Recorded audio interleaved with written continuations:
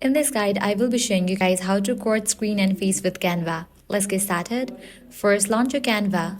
Then click on the option Create. Now select Custom Size. Here type in 1920 and the height 1080. Select px as a unit and then create your new design.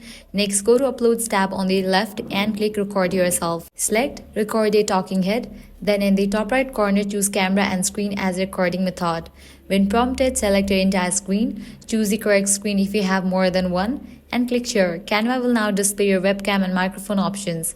Make sure the correct ones are selected. You can move your camera frame anywhere you want by clicking and dragging it.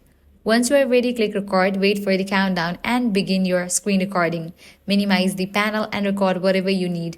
When you are done, return to Canva and click Done at the bottom. After the recording loads, press Save and Exit in the top right corner. To arrange your final layout, select the camera clip, tap three dots, choose Layer, and bring it to the front. Then adjust your screen recording so it fills the entire background and reposition your face cam wherever you like. When everything looks good, click Share. Select Download and choose MP4 video and download your final screen and face recording. And that's it. This way you can easily use Canva to record both your screen and the face. If this guide helped you out, do not forget to like, share and subscribe.